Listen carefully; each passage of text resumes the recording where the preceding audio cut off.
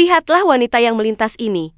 Dia tak menaruh curiga sedikit pun ke pelaku pencurian sepeda motor di Jalan Gotong Royong, Kelurahan Kapuk, Kecamatan Cengkareng, Jakarta Barat. Tiba-tiba ada seorang emak mendekat ke lokasi. Pelaku yang sudah membobol motor korban seketika terkejut, namun reaksi emak masih terlihat tenang. Dia baru bergegas melapor saat pelaku sudah pergi.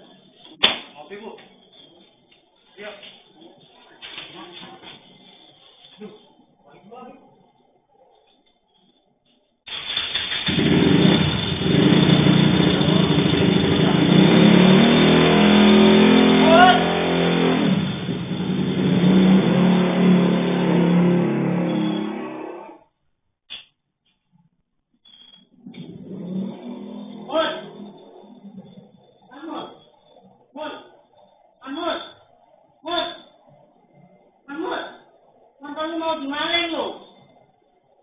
Enggak naga. Mut.